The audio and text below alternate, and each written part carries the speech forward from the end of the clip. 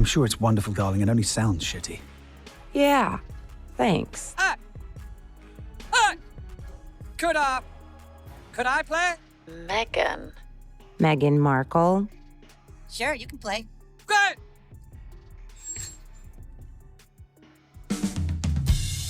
Game on, America! Okay, well, you don't get paid for that. I don't care. Don't care. On Suits, I was a series regular. I was Rachel Zane, attorney at law. What the hell? What did he just say? He victimized me. It's because I'm an ethnic woman. Okay, well, I actually didn't do anything, but I'm glad you have a job. He can't do that. I'll see. Wait, you're ethnic? This is an outrage. We'll just see how he deals with my blue pics. Yeah, well, it's technically not a job. Don't know where you heard that. Don't worry, my love. He's not gonna get away with this. Would you ever consider joining the Real Housewives of Beverly Hills? Are you serious? What happens when the world's most savage animated show targets a royal power couple who left the palace for the spotlight? In the latest chaos to shake pop culture, leaked storyboards from an unaired South Park episode have ignited a firestorm that Meghan Markle and Prince Harry simply can't extinguish. This isn't your typical tabloid drama, it's a full-blown media earthquake.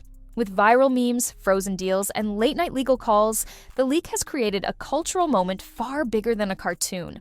While Meghan is fighting to control the narrative, Harry seems to be retreating from it all. Hollywood insiders say this could mark the end of the couple's media fairy tale.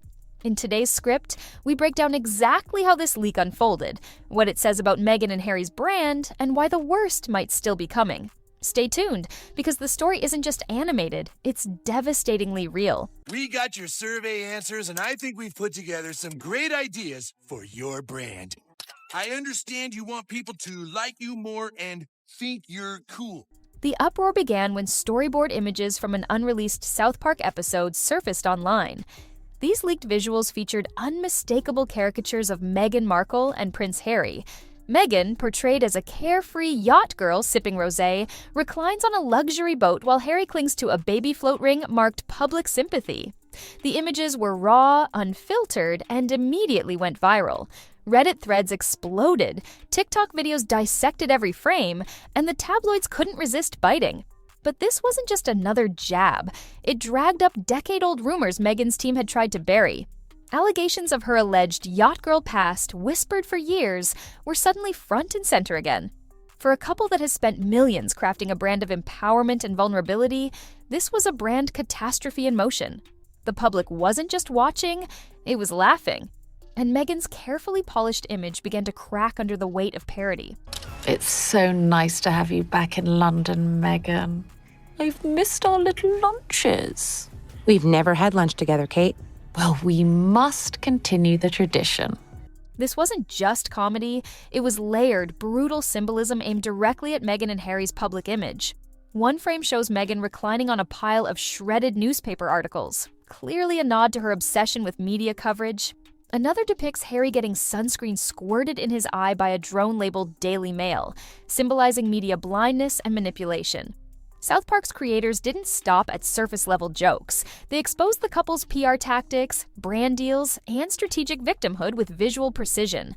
By turning real-world tabloid drama into dark humor, the show mocked their narrative of being misunderstood and unfairly targeted. The satire was ruthless and unrelenting. Each frame challenged the authenticity of their brand, accusing them of hiding behind NDAs and selling curated vulnerability. What was once seen as a brave exit from royal life is now painted as a clumsy media hustle.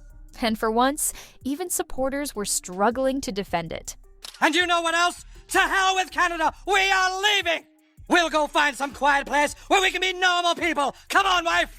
Oh, you're hilarious, Meghan. Why did you move back here anyway? It was ultimately a tough call, but there were a lot of factors to consider. As the leaked content spread like wildfire, Meghan reportedly entered full-blown crisis mode. According to insider reports, she triggered what's known internally as black status at Archwell, a signal reserved for emergencies. At 2:46 a.m., an emergency Zoom call was summoned, gathering lawyers, publicists, and brand managers. Meghan allegedly demanded a full takedown operation, cease and desist letters, social platform complaints, and a legal hunt to identify the Reddit leaker. But rather than launch a sympathetic PR campaign, her team opted for a legal-first strategy. This hardline response indicated just how damaging the leak was perceived to be. It wasn't just a joke. They feared it could undo years of brand building. For an organization that markets itself on compassion and social impact, this reaction seemed contradictory. It showed panic, not poise. And in the age of viral media, such aggressive responses often backfire, only fueling curiosity and encouraging more leaks. What the hell? What did he just say? He victimized me. It's because I'm an ethnic woman. He can't do that. I'll see. Wait, you're ethnic? This is an outrage. We'll just see how he deals with my blue. It has been several months now since our beloved queen has died. Our Canadians are finding it hard to go on. All Canadians, that is, except for our first guest, the prince and his wife. While Meghan activated a full-on media war room, Harry allegedly took the opposite path, complete withdrawal. Reports suggest that he skipped critical meetings and was seen wandering barefoot across their Montecito estate, visibly shaken. Friends described him as emotionally numb and humiliated, not just by the content of the leak, but by being transformed into a joke. Gone was the confident author of Spare, replaced by a man struggling with the fact that public sympathy, once his strongest currency, was now being parodied.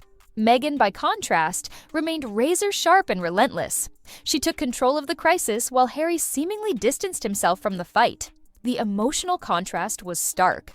For a couple that brands themselves as united in purpose, this split response revealed deep cracks in how they handle public backlash.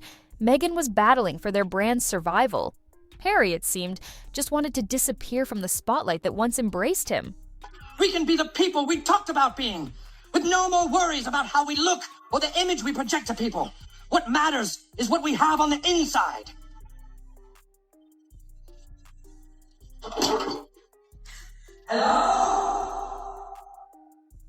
Hollywood doesn't just respond to public opinion, it calculates it. And after the South Park leak, the math turned against Meghan and Harry.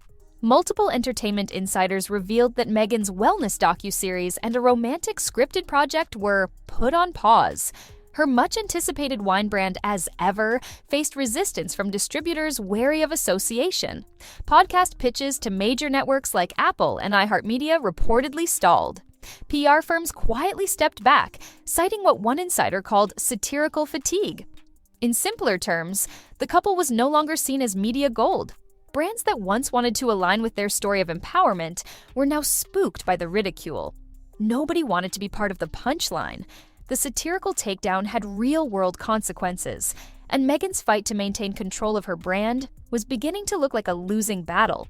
In the ruthless world of media, once the mockery begins, the money tends to follow. Yeah, we're hoping the ketchups and mustards are going to be sold at Whole Foods, which, would be huge. Oh, and they're all organic in case anyone was wondering. We weren't.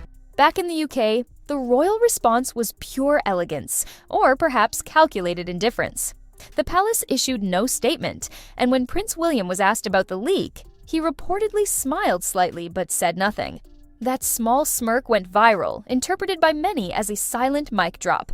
Royal watchers viewed it as a powerful symbol. The monarchy was done defending Harry and Meghan. Their silence was deafening. For years, the couple accused the firm of failing to protect them. Now, the institution wasn't just staying quiet, they were letting the world laugh. With no gesture of support or acknowledgement, it became clear that Harry and Meghan had been fully cut off, not just in title, but in spirit. The leak may have mocked their brand, but the royal silence confirmed their irrelevance within the House of Windsor. For the Sussexes, the emotional cost of that smirk may have been enormous. Hi, I'm Meghan Markle. And I'm Harry. Harry. And we're royally screwed. Trey Parker and Matt Stone, the legendary creators behind South Park, added gasoline to the fire when they publicly addressed the leak. During an appearance, they joked about receiving legal threats, calling them fan mail from rich people. With their signature sarcasm, they revealed that the leaked version was actually a toned-down cut, hinting that the final episode would be far more brutal. They teased a courtroom scene, more direct jabs at the couple's lawsuits and PR tactics, and even subtle mockery of their Netflix content. Instead of backing down or apologizing, they doubled down. This wasn't a mistake. It was intentional satire, delivered with razor-sharp awareness of its impact. For Meghan and Harry, this wasn't just mockery. It was a challenge. And the more they pushed back, the more Parker and Stone seemed to revel in it. Hollywood loves drama, but South Park turns it into a cultural weapon.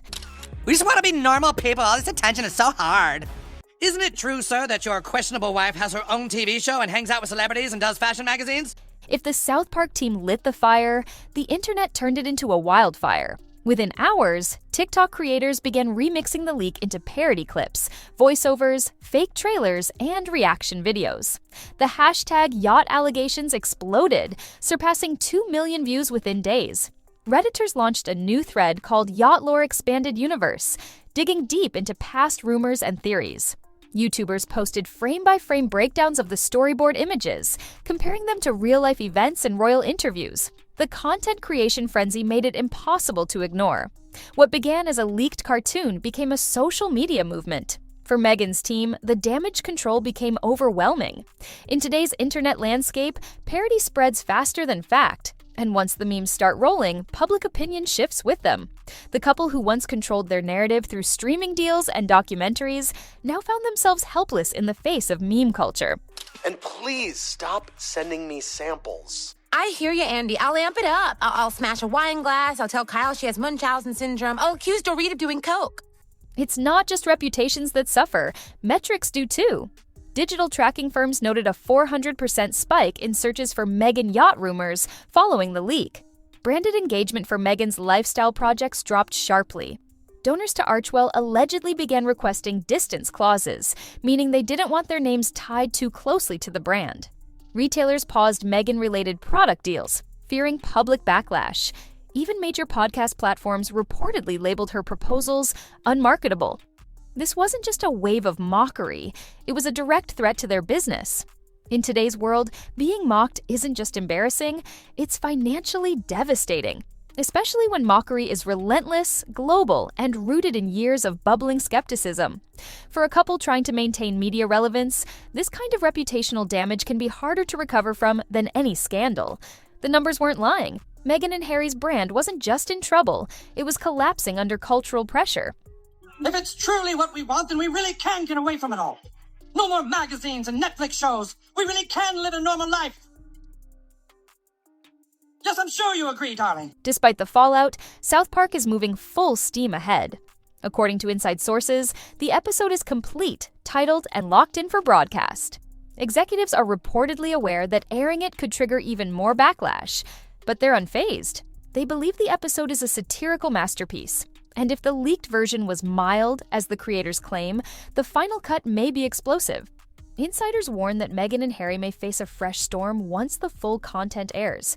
With Meghan already scrambling and Harry emotionally withdrawing, the couple may not be ready for another blow. Unlike a scandal, satire sticks. It reshapes how people see you. And this time, the punchlines hit too close to the truth for comfort. The air date is looming. If the leak did this much damage, the full episode could be a tipping point, not just for their brand, but for their entire public identity. We couldn't get jobs and we ran out of money. We ate chicken out of bowls and rode in big cars full of smelly people to something called work. Every day was a new nightmare. What began as a leak has turned into a reckoning. Meghan Markle and Prince Harry, once seen as the bold escapees from a rigid institution, are now facing a cultural backlash too powerful to control. South Park didn't just mock, they dismantled. The internet amplified it. Hollywood backed away. And the royal family quietly watched it all unfold.